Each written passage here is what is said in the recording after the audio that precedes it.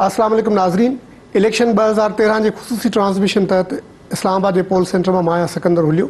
अॼु असीं इलेक्शन के हवाले से ॿिनि अहम इशूज़ ते ॻाल्हाईंदासीं। हिकु जेको अहम इशू आहे उहो हिन वक़्तु खुली तौर ते वाज़े तरीक़े सां साम्हूं अची वियो आहे त मुल्क जी सभ खां ॾुखी ऐं मोतमार इलेक्शन आहे।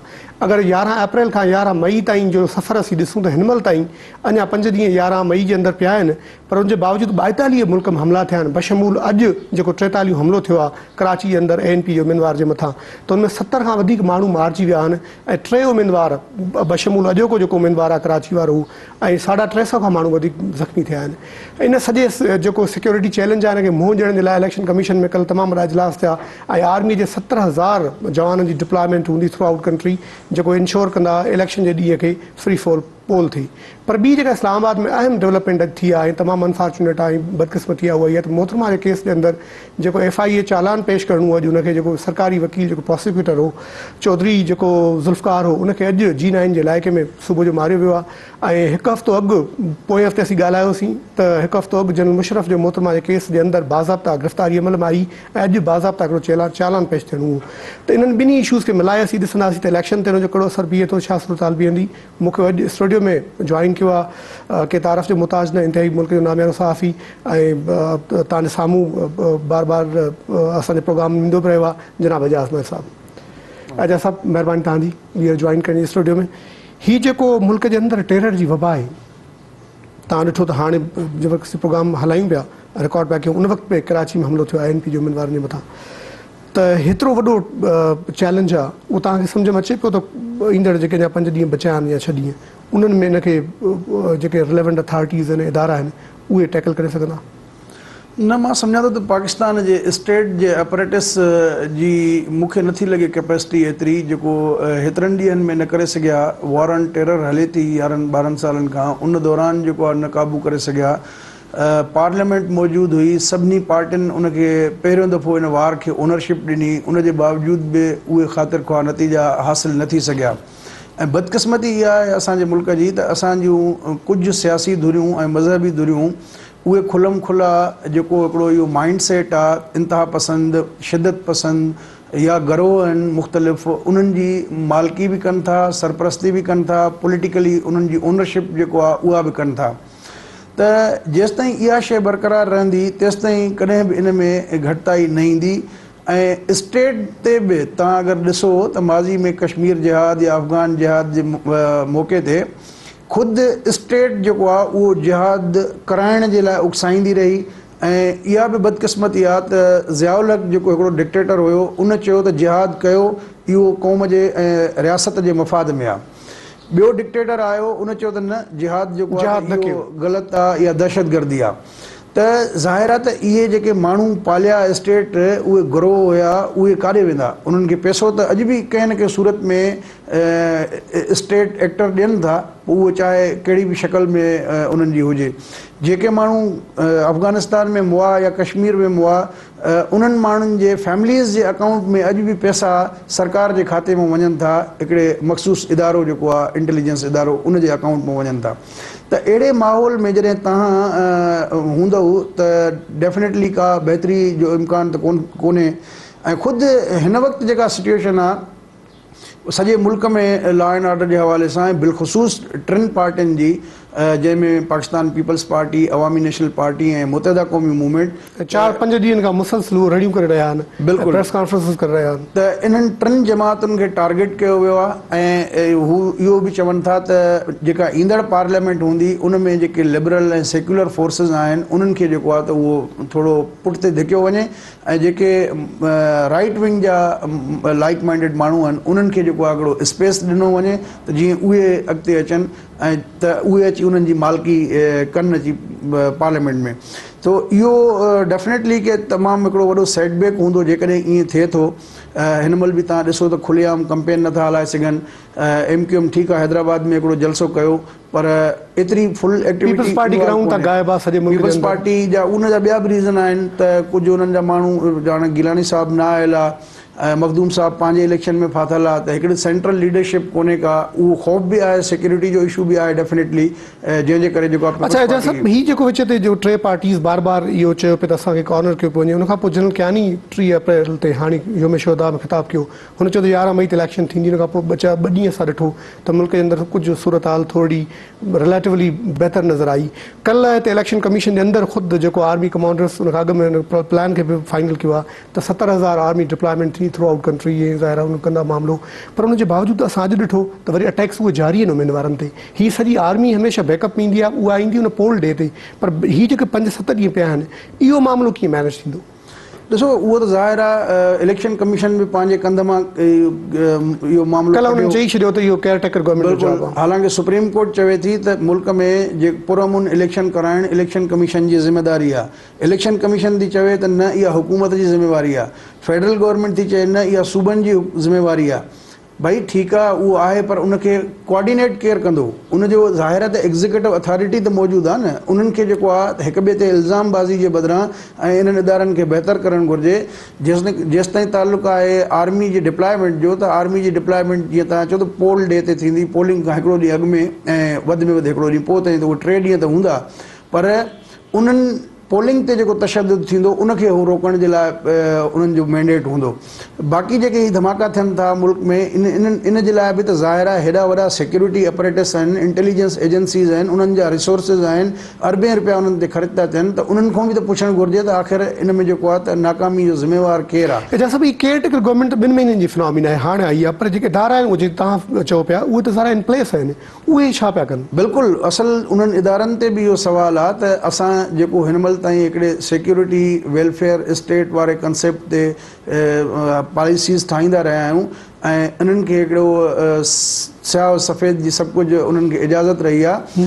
ऐं इहा बि मां तव्हांखे हिकिड़ो ॿियो इम्पॉर्टेंट नुक़्तो ॿुधाइणु चाहींदुसि त इहा बदक़िस्मती, सभ खां वॾी बदक़िस्मती हिन मुल्क जी इहा आहे त सिंध गवर्नमेंट ऐं ख़ैबर पख्तूनख्वा, बलोचिस्तान, पंजाब 3-4 दफ़ा टेंडर ॾिना त असां मोबाइल फ़ोन खे ट्रैक करण जी टेक्नोलॉजी ख़रीद कयूं, इहो अथॉरिटी असां वटि हुजे, असां प्रोसिक्यूशन ऐं इन्वेस्टिगेशन एजेंसीज़ आहियूं, त असांखे ॾिनो वञे त उहो इश्तहार जेको आहे असांजे पावरफुल इंटेलिजेंस इदारनि जेको आहे मुलतवी कराए उन्हनि खे इहो इक्विपमेंट वठणु नथा ॾियनि। त हाणे जॾहिं एॾी वॾे पैमाने ते तव्हां कंदो मुदाख़लत, इन्वेस्टिगेशन एजेंसी खे अॼु जी जदीद टेक्नोलॉजी सिविलियन जेके मिलिट्री इन्वेस्टिगेशन इदारा आहिनि उन्हनि जो पाण में तज़ाद हुजे थो न, तज़ाद पंहिंजी जाइ ते। इहा छा थी ॻाल्हि इंडिकेट करे त माना कुझु कमनि में तव्हां मुलविस हो, सुभाणे मथां तव्हां न पकिड़िजी पोइ इहो बि हिकिड़ो सवाल पैदा थी सघे थो न। त जॾहिं तव्हां स्टेट जे इदारा, उहे बि त स्टेट जा इदारा आहिनि न, पुलिस आहे न, त पुलिस खे जेकॾहिं इहा इक्विपमेंट ऐं टेक्नोलॉजी न हूंदी त डेफिनेटली के क्राइम त वधंदो।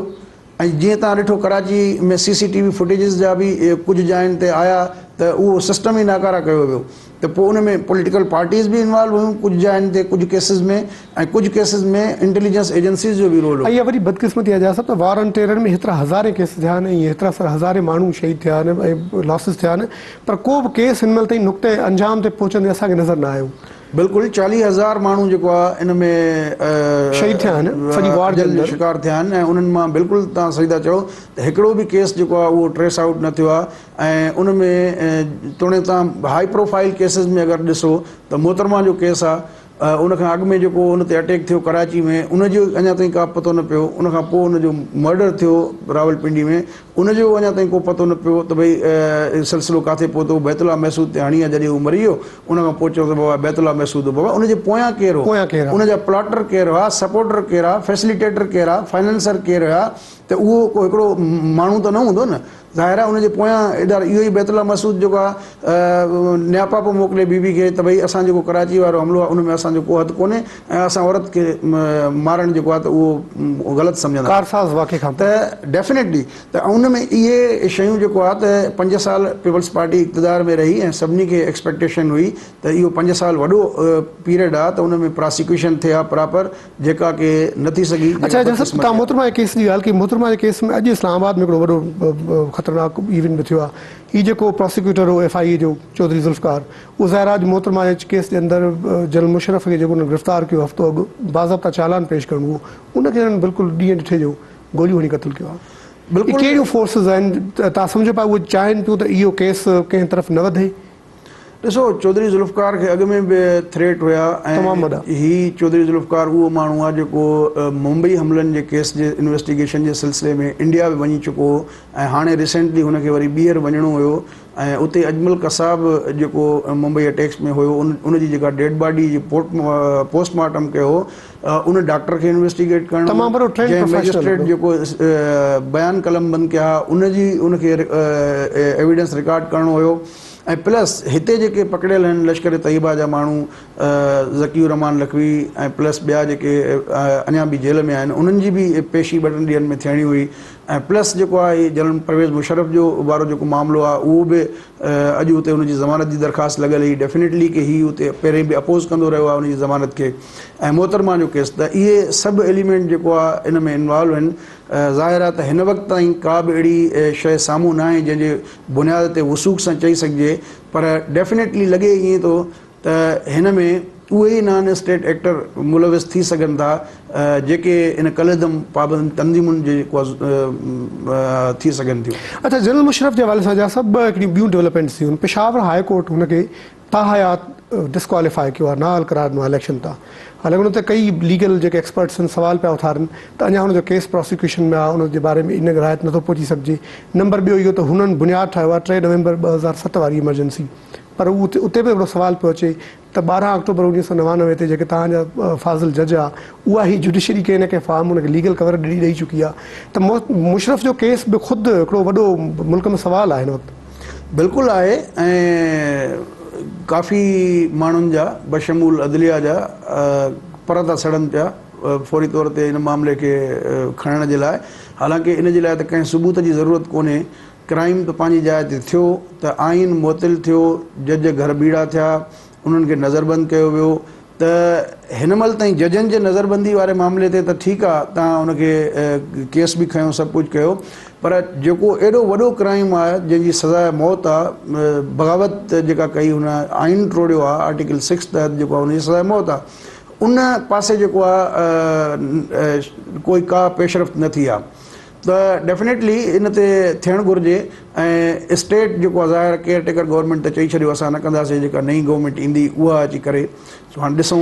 तव्हां अजय साहब जीअं चयो त परदा जलनि, शायदि अदलिया जा पर जलंदा, छो जो 12 अक्टूबर 99 वारे केस मुशर्रफ जी जेको बुनियादी क्राइम आहे उनखे त हू पाण लीगल कवर ॾेई चुका आहिनि। बिल्कुलु सही था चओ, पर उन में ॻाल्हि इहा आहे त हिकिड़ो त अदलिया उनखे पार्लियामेंट बि कवर ॾिनो, पोइ पार्लियामेंट बि कवर ॾिनो, त टेक्निकली जंहिं शइ खे पार्लियामेंट कवर ॾिए थी उनखे जेको आहे त चवनि था त उहो ठीकु आहे। ऐं पार्लियामेंट जॾहिं जजनि जे तोहीन अदालत वारे कानून जे हवाले सां कानून साज़ी कई या ॿियनि मामलनि ते कानून साज़ी कई त उते पार्लियामेंट खे इहा ई अदलिया अंडरमाइन कंदी रही आहे। त ज़ाहिर आहे हिकिड़ो हर कंहिंखे पंहिंजे। त तव्हां नथा सम्झो त हीअ जेको तव्हां ॻाल्हि कई त पर जलनि था, त मोहतरमा जे केस जे अंदरि जेका चालान पेश थियण वारी हिकिड़ी बाज़ाब्ता कार्रवाई जंहिंमें चौधरी ज़ुल्फ़कार अॼु वियो पिए, ज़ाहिर घर खां निकितो उन तरफ़ ई हो, त इहो उनजो तानू बानू उते आहे, हिनखे हू जेको नॉन स्टेट एक्टर वारो जेको तालिबान जो कनेक्शन आहे उन सां मिलाइणु न घुरिजे। ॾिसो, सभु एलिमेंट इन में इन्वॉल्व थी सघनि था ऐं जंहिं तरीक़े सां ॾींहं ॾिठे जो शहर में बाक़ाइदा ईअं टारगेट किलिंग थी आई आहे, उन अंदाज़ मूं त इहो लॻे थो त ॼण इहे कातिल जेके आहिनि उहे हिकिड़ा वॾा ऑर्गनाइज़्ड ऐं उन्हनि खे हिकिड़ी सपोर्ट बैकअप सपोर्ट बि आहे जो ॾींहं ॾिठे जो माण्हू मारे ऐं उहे भॼी। इस्लामाबाद में G9 में चंद क़दमनि जे फ़ासिले ते FIA जो ख़ुदि हेडक्वार्टर आहे मुल्क जो। बिल्कुलु। त अॻु में बि अहिड़ा क़िस्म जा वाक़िया थिया। अॻु में G10 में सुप्रीम कोर्ट जो जेको एडिशनल रजिस्ट्रार हो उनखे ईअं घर में घिड़ी मारियो वियो। इन खां अॻु में हिकिड़ो डिप्टी अटॉर्नी जनरल हो ख़ैबर पख्तूनख्वा जो तालुक़ु हो, हुन सां उहो केस बि अञा सुप्रीम कोर्ट में बि हले थो। गुज़िरियल हफ़्ते बि शायदि हुनजी लॻल ई हाज़िरी, उनखे G11 में मारियो विया। इन खां अॻु में हिकिड़ो ब्रिगेडियर हुयो, उनखे हिते जेको आहे मारियो वियो G11 में। काफ़ी हाई प्रोफाइल एसोसिएशन ख़ुदि ISI जो सिटिंग ब्रिगेडियर हो, उनखे बहरिया वारे पासे अगवा करे उनजो मर्डर कयो वियो। त अहिड़े क़िस्म जूं टारगेट किलिंग्स जेके वाक़िया आहिनि इन्हनि ते अॼु ॾींहं ताईं बदक़िस्मती सां कंहिं में बि का पेशरफ़्त जेको आहे उहा न थी सघी आहे। चलो जंहिं सभु टाइम थियो ब्रेक जो, ब्रेक खां पोइ वरी पंहिंजी ॻाल्हि ॿोल जारी था रखूं। नाज़रीन, वठूं था ब्रेक ऐं ब्रेक खां पोइ थियूं था हाज़िर।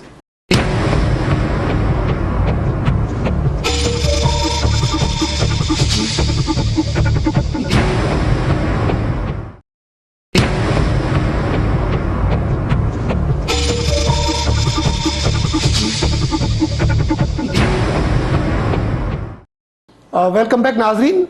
असांखे हिन वक़्तु ज्वाइन किया आहे सेनेटर सईद गनी, जेका असीं मोहतरमा जी जेके केस के अंदर जो ही प्रोसिक्यूटर हुयो FIA जो चौधरी ज़ुल्फ़िकार जो इस्लामाबाद में क़त्ल थियो आहे उन हवाले सां मौक़िफ़ वठंदासीं ऐं ओवरऑल इलेक्शन के हवाले सां ॻाल्हाईंदासीं।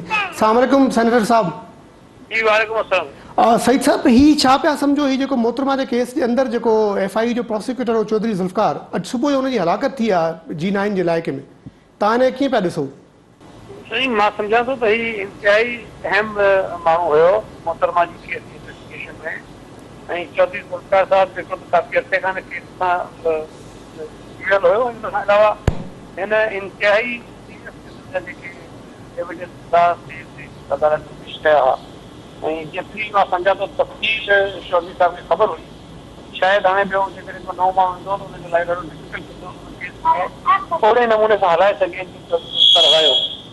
हाणे इहो मोहतरमा जो क़त्ल थियो ऐं हुन में जहिड़े नमूने सां जेके जेके माण्हू वधा ऐं पोइ वरी जीअं गवाहनि खे थ्रेट बि आया ऐं कुझु गवाह गाइब बि थी विया आहिनि, इन सां इहो अंदाज़ो थिए थो त केतिरा मज़बूत ऐं मुस्तैद माण्हू हुन पोयां आहिनि, ऐं जंहिं माण्हुनि मोहतरमा खे शहीद कयो उन्हनि खे बि इहो अंदाज़ो आहे त हू बेनकाब थी सघनि था ऐं हिन अदालत जे ज़रिए शायदि उनखे सज़ा मिली वञे। पर उन्हनि पहिरीं गवाहनि खे ख़ौफ़ न कयो ऐं उन खां पोइ चौधरी ज़ुल्फ़िकार जेको इंतहाई फोटे हिकिड़ो माण्हू हो उनखे अॼु क़त्ल कयो। त मां सम्झां थो त इहा सिर्फ़ु ऐं सिर्फ़ु मोहतरमा जे केस खे ख़राब करण जी हिकिड़ी कोशिश ऐं साज़िश आहे। अच्छा सईद साहब, मूंसां स्टूडियो में ज्वाइन किया है एजाज़ मेहर साहब। एजाज़ साहब जो भी इहो ख़्याल आहे त अहिड़ियूं क़ुवतूं आहिनि जेके इन केस के या अहिड़नि तरह जे केसनि खे अॻिते वधाइण में जॾहिं वधाइनि थियूं त काफ़ी धुरनि जा पर जलनि था। तव्हां सम्झो पिया त अहिड़ियूं धुरियूं आहिनि जेके नॉन स्टेट एक्टर्स हिन वक़्तु ताईं ज़ाहिर आहे उहे स्टेट सां कंहिं न कंहिं हवाले सां सलाड़ियल रहिया आहिनि, उन्हनि जो बि हिन में रोल आहे वॾो? त असां शुरू खां चऊं था त मोहतरमा जो जेको क़त्ल थियो ऐं जेके क़त्ल करण वारा आहिनि उहो न त आम क़त्ल हुयो, न क़त्ल करण वारा के आम क़ातिल आहिनि। मोहतरमा खे शहीद करण जो मक़सदु इहो हो त हिकिड़े नज़रिए हिकिड़ी सोच खे हिकिड़ी का सियासी पंचायत आहे पाकिस्तान में ख़तमु करे सघे, ऐं इहो को आम माण्हू ऐं आम को क़ातिल नथो करे सघे। जिन माण्हुनि इहो कयो यकीनन उहे ताक़तवर बि हुया, मज़बूत बि हुया, ऐं उन्हनि जा अञा बि जेके मां सम्झां थो त किथे न किथे मुस्तक़िल ठिकाणा मौजूदु आहिनि, ऐं अॼोको वाक़ियो इहो साबित थो करे त उहे नथा चाहिनि त मोहतरमा जे केस जो को फ़ैसिलो थिए ऐं जेके क़ातिल आहिनि उन्हनि खे सज़ा मिली सघे। पर बहरहाल मां सम्झां थो त इहो असांजे लाइ बि ॾुखियो वक़्तु आहे ऐं चौधरी ज़ुल्फ़िकार जी फैमिली लाइ बि यकीनन हिकिड़ो सदमे जो मौक़ो आहे, त इहो मोहतरमा जे केस ते वॾो असरु पवंदो। अच्छा सईद साहब, इलेक्शन 2013 के हवाले से पीपल्स पार्टी के हवाले से इहा मुल्क के अंदर आम राय आहे त तव्हां जहिड़ो करे इलेक्शन कैंपेन क्विट करे चुका आहियो ऐं सॼी मुहिम हाणे इलेक्ट्रॉनिक मीडिया ऐं प्रिंट मीडिया जे ज़रिए पिया हलायो, त इहो जेको तासिर आहे, ज़ाहिर पीपल्स पार्टी त अवामी पार्टी आहे, डोर टू डोर न वञे त मामिलो ठहे कोन, ऐं जलसा न थियनि त उहो पॉलिटिकल कलर ऐं टेम्पो न ठहंदो आहे मुल्क में, त उहो कीअं तव्हांखे उहो ख़ाल या तज़ाद महसूसु थिए पियो हिन वक़्तु? अच्छा, हिकिड़ी त मां थोरी वज़ाहत कयां त असांजा कैंडिडेट पंहिंजी कंपेन कनि था, इहो ज़रूरु आहे त असांजी कंपेन थोरी मुख़्तलिफ़ आहे PTI जमात इस्लामी JUI जे मुक़ाबले में, पर ज़ाहिर आहे जिते एॾा वॾा थ्रेट्स अॼु बि तव्हांखे ख़बर पई हूंदी त पेशावर में अवामी नेशनल पार्टी ऐं पीपल्स पार्टी जे जेके हामी हमदर्द जिन वीचारनि को पंहिंजे घरनि ते झंडा कढिया हुआ उन्हनि खे इहा थ्रेट आई आहे त तव्हां झंडा सभु लाहे छॾियो। हाणे जिते माण्हू खे झंडो बर्दाश्त नथो थिए, जिते माण्हुनि खे असांजी कंपेन नथी बर्दाश्त थिए, त मां सम्झां थो त जिते असां इलेक्शन करणु ज़रूरी आहे उते गॾोगॾु असांखे पंहिंजे माण्हुनि जी हिफ़ाज़त करण जी ज़रूरी आहे।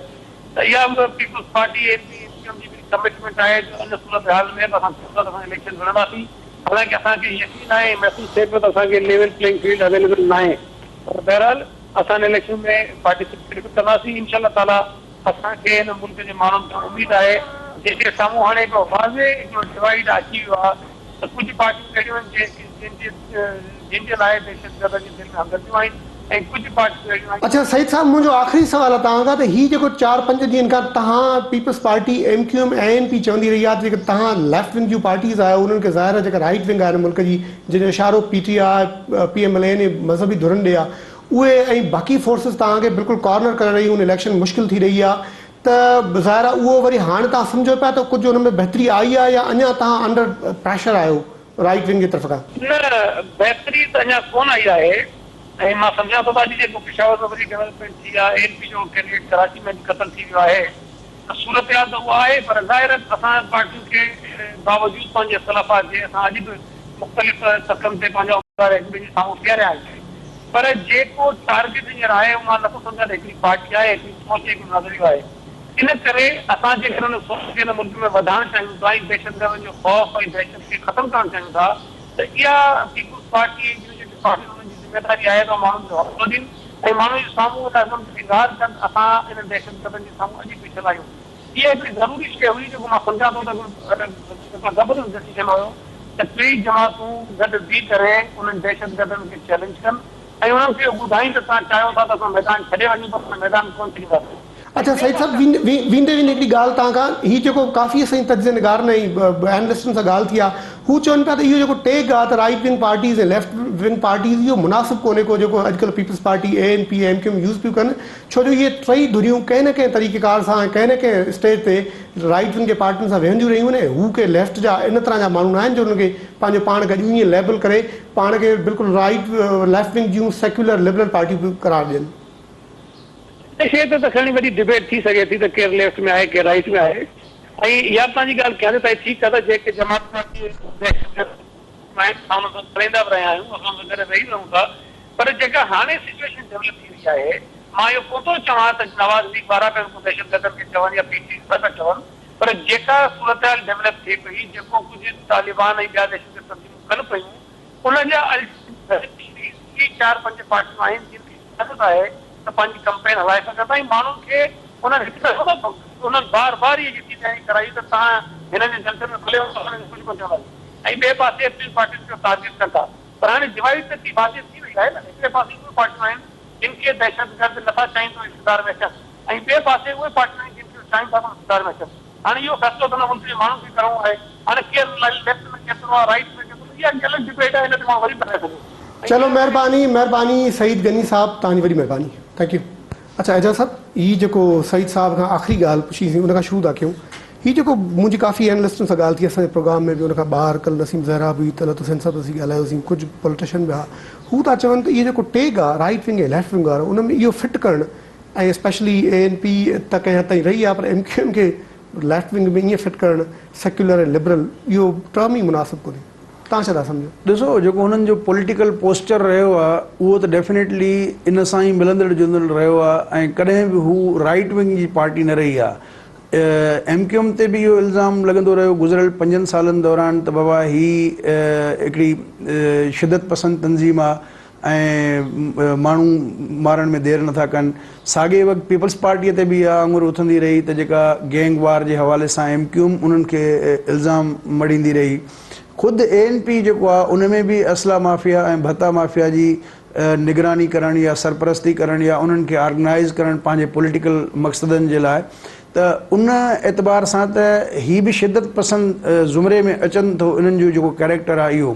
पर मजमूई तौर ते जेको हुननि जो पॉलिटिकल पोस्चर आहे उहो मां सम्झां थो त राइट विंग वारो कोन्हे को ऐं हुननि जो वधीक आहे। ऐं इहो ई रीज़न आहे त तव्हां ॾिसो त जेको तालिबान थ्रेट ॾिनो आहे त उहो उन में जेके बि राइट विंग वारियूं पार्टियूं आहिनि उन्हनि ते को उन्हनि थ्रेट कोन्हे को, ऐं वॾा जलसा कनि था, खुलम खुला कनि था। पर एजाज़ साहब, कल्ह मूंखे स्टेटमेंट पे पढ़ी, हिननि जी अलायंस पार्टनर रही आहे PMLQ, हुननि जी जेका क़यादत आहे चौधरी परवेज़ लाई ऐं चौधरी शुजात हुसैन, उन्हनि बि पंजाब जे अंदरि या मुल्क जे अंदरि वॾा जलसा करणु मुलतवी करे छॾिया आहिनि, सिक्योरिटी थ्रेट तहत। हालांकि हू त रवायती तौर ते राइट विंग जी सियासत कंदा रहिया आहिनि।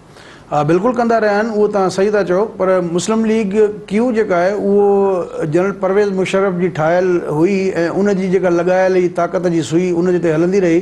सो हाणे उहा ताक़त उन में पार्टी वारी रही कोन्हे, त हिकिड़ी शख़्सियतुनि जे गिर्द या फैमिली जे गिर्द जेको आहे उनखे चइजे चौधारी, उहो उन्हनि जो हिकिड़ो असर रसूख़ आहे, त उन ताईं उहा महदूद आहे। ऐं ईअं बि कोन्हे त को हुननि जलसा न कया आहिनि, परवेज़ इलाही कुझु जायुनि ते जलसा कया बि आहिनि, अटक में बि कंहिं, चकवाल में बि, गुजरात में बि मुख़्तलिफ़ जायुनि ते हुन कया आहिनि। पर ऐं जलसा त कारनार गॾिजाणियूं पीपल्स पार्टी वारा बि कनि था।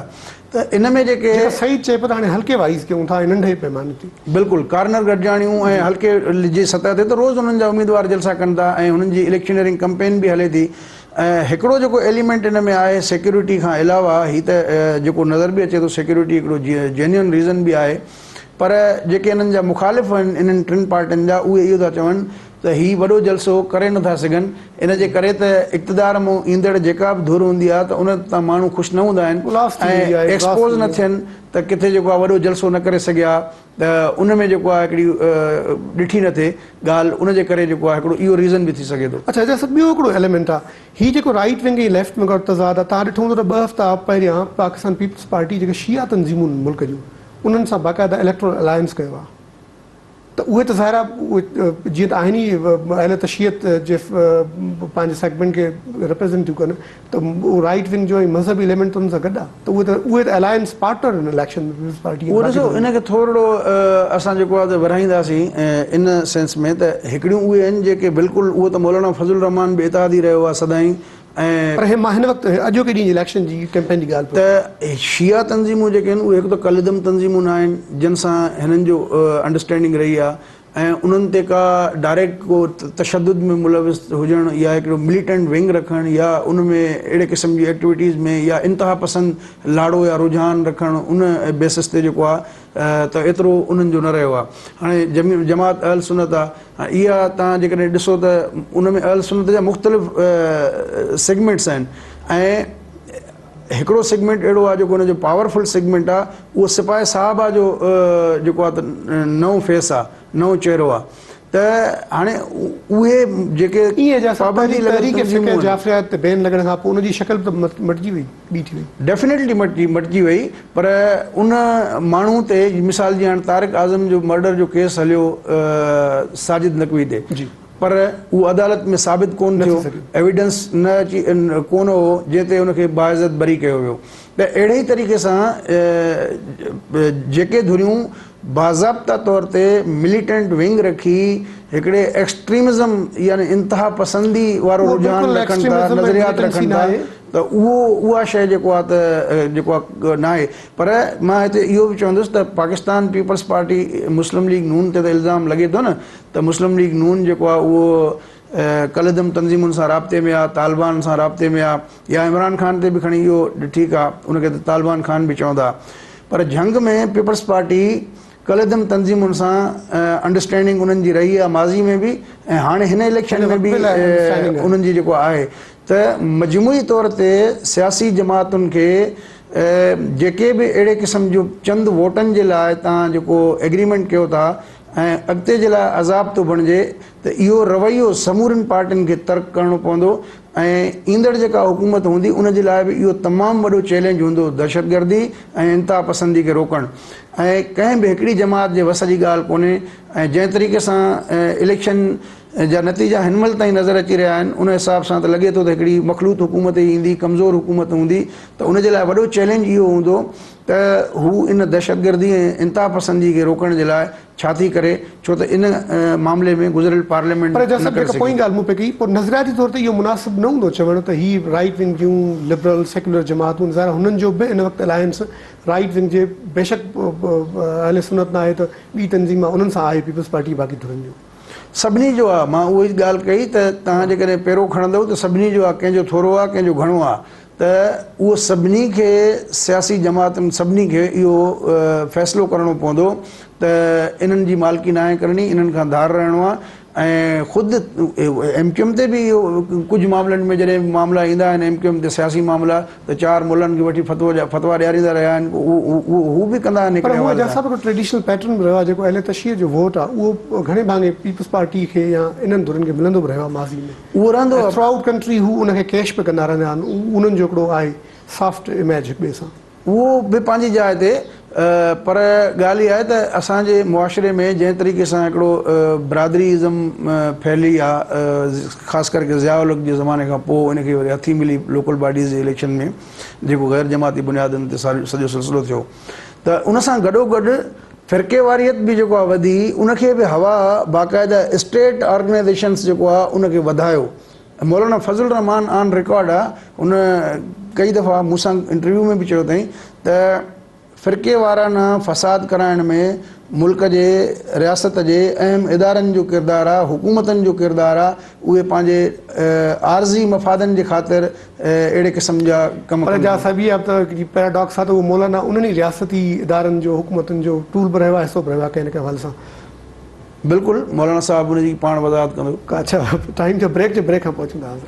अच्छा नाज़रीन वठूं था ब्रेक ऐं ब्रेक खां पोइ थियूं था हाज़िर।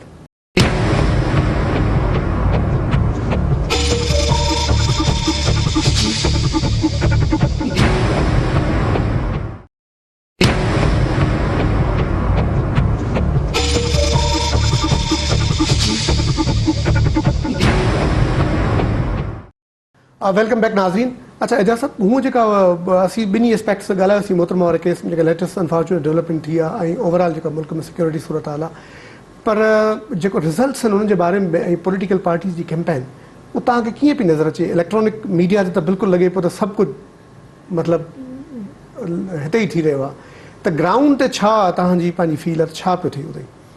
हर हल्के में एक्टिविटी त आहे, चाहे इहे पाबंदी पियल तंज़ीमूं आहिनि, हमला बि थियनि था, माण्हू बि मरनि था, उनजे बावजूद बि नंढा जलसा बि थियनि था, पर जेके हिन महिल ताईं वॾा जलसा थिया आहिनि उन में इमरान ख़ान ऐं नवाज़ शरीफ़ साहिबु जेको आहे उन जलसा कया आहिनि मुल्क जे मुख़्तलिफ़ शहरनि में। ऐं पंजाब जी हद ताईं त ईअं थो लॻे त वाक़ई ॼण त ॿियूं के पार्टियूं फ़िलहालु इलाही हेठि हली वियूं आहिनि ऐं असुलु जेको मुक़ाबिलो आहे उहो जलसनि जे ऐं पॉलिटिकल एक्टिविटीज़ जे हिसाब सां हिन महिल ताईं जेको वेव आहे उहो ॼण त इमरान ख़ान ऐं नून लीग जो मुक़ाबिलो आहे। उन में हाणे ही आस लॻायूं वेठियूं आहिनि ॿियूं पार्टियूं बशमूल पीपल्स पार्टी ऐं क्यू लीग या ॿियूं जमातूं त भई जेकॾहिं इन्हनि ॿिन्ही में फाइट थींदी त उन जे नतीजे में जेकॾहिं असांजो वोटर निकिरी अचे थो त पोइ असांजो को भलो मतिलबु असांखे करिणो कुझु कोन्हे, पर ही पाण विढ़नि जेको थियो उनजो डेफिनेटली फ़ाइदो जेको आहे त सभु तव्हां न पिया सम्झो त इमरान ख़ान मुल्क जे अंदरि ही जेको पॉलिटिकल कल्चर असांजो मरंदो पियो वियो उनखे थोरो जीआरियो आहे, जलसा जुलूस हिकिड़ी नई उमेद नई होप यूथ। बिल्कुलु उहो माण्हुनि में ॾिसो न त हाणे 5 साल पूरा थिया, मियां साहब पंजाब में 5 साल पूरा कया, पीपल्स पार्टी 5 दफ़ा हुकूमत में रहियो आहे बिल्कुलु। त हाणे पंजाब जेको आहे उहो 52% खां वधीक वसीलनि जो मालिक आहे, एडमिनिस्ट्रेटिव अथॉरिटी जो मालिक आहे ऐं सभु हुकूमत जेको आहे तव्हां ॾिठी त उते हुननि पंहिंजे फुल अथॉरिटी सां हुकूमत कई। पीपल्स पार्टी हिते रोई सोई रोज़ जेको आहे त इहे इतादनि जा जेको आहे रोणा सोणा हेॾो सही जेको आहे मिड़ई टाइम कढियो ऐं त हिननि ॾिनो छा, डिलीवर छा कयो? सो उन इहो वॾो सुवालु आहे आम माण्हुनि जे साम्हूं त हिन खे बि आज़मायोसीं, हिन खे बि आज़मायोसीं, हाणे अचो त कंहिं ॿिए खे ॾिसूं आज़मायूं। त इमरान ख़ान जेको 16 सालनि खां हिकिड़ो मुस्तक़िल मिज़ाजी सां सियासत में रहियो, बावजूदि इन जे त माण्हुनि हुनखे रिजेक्ट करे छॾियो इलेक्शन में, इवन पंहिंजी सीट बि न खटे सघंदो हो, पर हू हमरा लॻो रहियो। त उनजी उहा कमिटमेंट, उनजो उहो हिकिड़ो नओं चहिरो उहो हिकिड़ो आहे। ऐं इन में हिकिड़ी इंट्रस्टिंग तव्हांखे मां फैक्ट ॿुधायां त जंहिं तरीक़े सां 70 जी इलेक्शन पाकिस्तान जी तारीख़ में पहिरियों दफ़ो हिकिड़ी जेका जनरल इलेक्शन थी उहा शफ़ाफ़ इलेक्शन हुई ऐं पहिरियों दफ़ो जंहिंमें इलेक्शन कमीशन ठही, चीफ इलेक्शन कमिश्नर अपॉइंट थियो पहिरियों अब्दुलसत्तार ख़ान, त उहा इलेक्शन अॼु बि पाकिस्तान जे सियासी तारीख़ में हिकिड़ी शफ़ाफ़ इलेक्शन काउंट थींदी आहे। बिल्कुलु। ऐं उन इलेक्शन जे नतीजनि खे क़बूल न करण जी सूरत में मुल्क टुटो, बंगाल असांखां अलहदा थियो ऐं पाकिस्तान में हिन दफ़े जेकॾहिं एॾे लेवल ते ईमानदाराना ऐं शफ़ाफ़ तरीक़े सां इंतिखाब चूंडूं थियनि थियूं त ख़ुदा ख़ैरु करे त को अहिड़ो मिसहैप न थिए। बाक़ी 60% खां जेकॾहिं टर्न ओवर वधियो हिन दफ़े, 60% खां टर्न ओवर वधियो त इमरान ख़ान स्वीप करे वेंदो। जो 50% खां टर्न ओवर घटि थो रहे त वरी नून लीग पीपल्स पार्टी जेको अरिड़हं खां 30 सालनि जो वोटर आहे इहो तक़रीबन कोई 2.5 खां 3 करोड़ वोटर इहो थो बीहे। तारीख़ जो टर्निंग पॉइंट आहे, एतिरो वॾो यूथ वोटर ज़ाहिर आहे सॼो PTI जो न आहे, ॿियनि पार्टीज़ बि आहे, पर नओं माण्हू 4.25 करोड़ वोट डबल एंट्रीज़ ऐं जाली निकिता, 4 करोड़ एड थिया, 8.5 करोड़ वोटर लिस्ट मां, त ज़ाहिर आहे इहो तव्हां सही पिया चओ त इहो वॾो हिकिड़ो टर्निंग पॉइंट थी सघे। 70 जी जेका इलेक्शन हुई उनमें भुट्टे साहब जॾहिं रोटी कपिड़ा और मकान जो नारो हयो त उन वक़्तु 63% जेको आहे टर्न आउट हुयो। 60% मुख़्तलिफ़ जाइनि ते, पर एवरेज मुख़्तलिफ़ जाइनि ते कुझु 60 जो किथे 57.58 लिखियल आहे, किथे 63 लिखियल आहे, किथे 60 लिखियल आहे, एवरेज अराउंड 60%। त हिन दफ़े जेकॾहिं 60+ में टर्न आउट वञे थो या 60% बि रहे थो त इमरान ख़ान जेको आहे उहा ई गेम कंदो जेका भुटे साहिबु उन दौर जे जागीरदारनि वॾेरनि ऐं उन दौर जे सियासी जमातनि सां कई। पर एजाज़ साहब, इमरान ख़ान तव्हांखे बाक़ी जेके सूबा आहिनि, पंजाब खे छॾे ॾिसो, KP जे अंदरि तमामु बहितर पोज़ीशन आहे, बलूचिस्तान ऐं स्पेशली सिंध में त तमामु घटि पियो नज़र अचे असांखे। उहो बिल्कुलु आहे, मुख़्तलिफ़ इलाइक़नि जी मुख़्तलिफ़ पोज़ीशन आहे, हर हल्के जी पंहिंजी पंहिंजी हिकिड़ी सियासी बीहक आहे, सिस्टम आहे। मां ईअं कोन थो चवां त को हू सुभाणे स्वीप कंदो। मुंहिंजो चवण जो मक़सदु आहे त जेकॾहिं 60% टर्न आउट प्लस थिए थो त उन में इम्कान, ग़ालिब इम्कान इहो ई हूंदो त इमरान ख़ान हिकिड़ी वॾी लीडिंग फोर्स जे तौर ते साम्हूं। जेकॾहिं टर्न आउट उन खां घटि थो रहे, 50% खां घटि थो रहे, बिलो 50% थो रहे, छो त उन जा इम्कान मौजूदु आहिनि। हिकिड़ो त इलेक्शन कमीशन उम्मीदवारनि खे ट्रांसपोर्ट जी सहूलियत ॾियण जे लाइ पाबंद कयो आहे त तव्हां न ॾियो। तमामु सख़्तु। हा, इलेक्शन कमीशन पाण जेको आहे त अरेंजमेंट बि न कया आहिनि हिन हवाले सां। मौसम तव्हां ॾिसो त हेॾी ज़ुल्म जी गर्मी आहे, 45-50% जेको आहे सेंटीग्रेड गर्मी लॻी पई आहे। त अहिड़े माहौल में हाणे बलोचिस्तान में जिते टेरर जी वेव आहे, बिल्कुलु त ख़ौफ़ बि आहे, गर्मी बि आहे, ऐं पाकिस्तान में जेको पब्लिक ट्रांसपोर्ट जो सिस्टम आहे उहो बि एॾो बहितर कोन्हे। त अहिड़े माहौल में थी सघे थो त टर्न आउट मता घटि रहे। सो पर इट ऑल डिपेंड, हिन महिल कुझु चई नथो सघिजे। जंहिं तरीक़े सां इमरान ख़ान जो मोमेंटम हिकिड़ो जुड़ियो पए या ठहियो पए, उन हिसाब सां कुझु बि थी सघे थो ऐं कोई अपसेट बि थी सघे थो। अच्छा, अगरि अपसेट थिए थो, पीपल्स पार्टी जा ॿ अहम माण्हू आहिनि, मंज़ूर वटू साहब ऐं हाणे त बाद में ॿिए बि हुनजी पार्टी जे टॉप लीडरशिप जो आहे। जेकॾहिं इमरान ख़ान सां इतिहाद थी सघे थो, हू हुनखे प्राइम मिनिस्टर कपूर लाइ तयारु आहे नेक्स्ट सेटअप में। तव्हां हिकु अहिड़ी सम्झ में अचे पई ॻाल्हि त सुभाणे इमरान जेकॾहिं या पार्टी खे अहिड़ी विज़िबल मेजॉरिटी सां लेट्स सी के अगरि 40 सीट्स या समथिंग या 30 खां मथे खणे थी, त अहिड़ो पीपल्स पार्टी बाक़ी धुरियूं पाण गॾु वेही सघनि?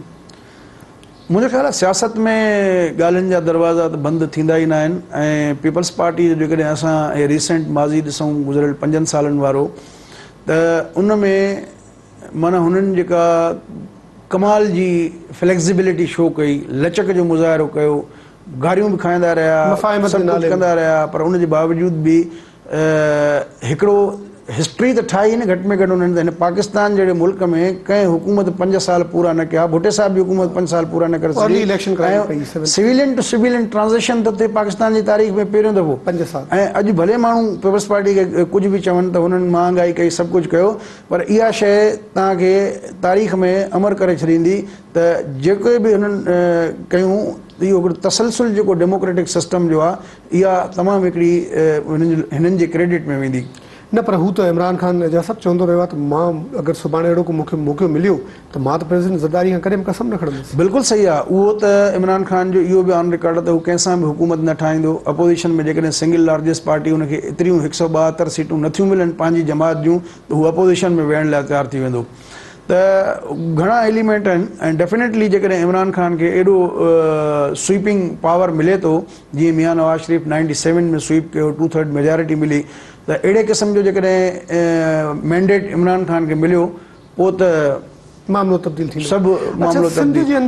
पर जेकॾहिं न थियो त उन सूरत में अल्टीमेटली इमरान ख़ान खे बि ठाहिणो पवंदो पॉलिटिकल सेटअप खां, हू ॿाहिरि रही नथो सघे। आइसोलेशन जो शिकार आहे हिन वक़्तु। मियां नवाज़ शरीफ़ साहिब त इहो चयो त भई असां माना हिन इम्कान खे रद्द न कयो आहे, त इमरान ख़ान खे बि डेफिनेटली अचणो पवंदो। फ़िलहाल थोरो पकाई थो करे। अच्छा, आख़िरी 2 मिंट में जा सभु हीउ जेको सिंध जे अंदरि शामून कुरैशी खे हुननि लॉन्च कयो आहे, ज़ाहिर शामून त पंजाब नज़र कोन पियो अचे असांखे, मुल्की सतह ते तव्हां ॾिसो त जलसन जुलसन में किथे कोन्हे, त उते थरपारकर मां उमरकोट जी सीट तां लॉन्च थियो आहे। छा पिया सम्झो त उहो को अहिड़ो इमरान ख़ान जे लाइ सिंध में कामयाबु थी हिकिड़ो इन रोड ठाहे सघंदो जंहिंजे बुनियाद ते PTI अॻिते हली सिंध जे अंदरि का बहितर परफॉर्मेंस ॾेखारे? शाह महमूद साहब त PTI जे टिकट ते ई कोन बीठो आहे, हू त आज़ादु उम्मीदवार आहे। ऐं मुंहिंजी कंहिं उते लोकल माण्हुनि सां ॻाल्हि थी पए कल्ह, त उन जा जेके लोकल एलिमेंट्स हींअर चेंज थिया आहिनि जेके मुख़्तलिफ़ माण्हुनि जूं, त उन में मूंखे नथो लॻे त को शाह महमूद कुरैशी साहिबु मता का सीट खटे सघे। त हेतिरो वॾो मुल्क जे अंदरि हेॾो वॾो लीडर पार्टी खां टुटो, ऐं हू त अलाए छा सोचे वेठो आहे, प्राइम मिनिस्टर खां घटि त चवनि पिया, सोचे कोन पियो। उहो सही आहे, उहो अॻु में बि प्राइम मिनिस्टर जे लाइ सोचींदो हो, पर ज़ाहिर आहे त जंहिं तरीक़े सां उनखे उनजा मुरीद या उते जेके मुख आहिनि उहे जंहिं तरीक़े सां वठी विया लारा लपा ॾेई, त असांजो वॾो कमु आहे, वॾो मुरीदनि जो वोट आहे। त बाबा ॻाल्हि इहा आहे त उन मुरीदनि खे सुभाणे रहणो गुज़ारणो, उते लोकल पुलिस थाणे कचहरी जा मसइला, तपेदारनि जा उहे लोकल माण्हुनि सां उते डील करिणो पवंदो उन्हनि खे। ऐं ॿियो त उहो वोट एतिरो जेको आहे मुरीदी जी बेसिस ते घटि मिलंदुसि। ऐं जेको पीर साहिबु पागारे उनखे हिमायत जो ऐलान कयो उनजे लाइ बि का प्रॉपर कंपेनिंग न थी आहे। ऐं जेके लोकल पॉलिटिक्स में मुख़्तलिफ़ बिरादरियुनि जो थोरो घणो असरु रसूख़ आहे उहे बि पहिरियों ताईं कमज़ोर हुई पोज़ीशन जेका पीपल्स पार्टी जी, मतिलबु हिन वक़्तु अञा का वाज़े यकीनी सूरत हाल न आहे त को शाह महमूद साहिबु सिंध मां अची वेंदो कामयाबु थी। तमामु वॾो इहो अपसेट हूंदो जेकॾहिं उहो खटे थो। चलो एजाज़ साहब महिरबानी तव्हांजी। नाज़रीन तव्हां एजाज़ मेहर साहब जूं ॻाल्हियूं ॿुधियूं। असांखे टेलीफोन लाइन ते सेनेटर सईद गनी बि जॉइन कयो। असीं जेका मुल्क जे अंदरि हीअ तमामु वॾी ॾुखी ऐं मोतमार इलेक्शन आहे उहा जेका सिक्योरिटी जी सूरत हाल उन ते बि ॻाल्हायोसीं। मोहतरम वारे केस जे अंदरि जेको प्रोसिक्यूटर हो FIA जो चौधरी ज़ुल्फ़कार अॼु हुनजो इस्लामाबाद में क़त्लु थियो आहे उन ते बि ॻाल्हायोसीं। आख़िरी सेगमेंट में एजाज़ साहब सां असीं जेको मुल्की सूरत हाल ते ॻाल्हायोसीं उन में एजाज़ साहब हिकिड़ी तमामु नई ऐं हिकिड़ी ज़बरदस्त ॻाल्हि कई चई त जेकॾहिं मुल्की तौर ते टर्न आउट 60% खां वधे थो त PTI जंहिं तरह जी मोबिलाइज़ेशन मुल्क जे अंदरि कई आहे त काफ़ी सूरत हाल मुल्क जे अंदरि तब्दील थी सघे थी ऐं ज़ाहिर आहे PTI जा हक़ हूंदी ऐं जेको नओं मुल्क जे अंदरि डेमोक्रेटिक कल्चर आहे ऐं सियासी जो कल्चर आहे उनखे फ़रोग़ ऐं हथी ॾियण में तमामु वॾी मदद हूंदी। सुभाणे हाज़िर थींदासीं कि ॿिए प्रोग्राम सां ॿियनि महिमाननि सां। तेसीं ताईं इजाज़त। अल्लाह हाफ़िज़।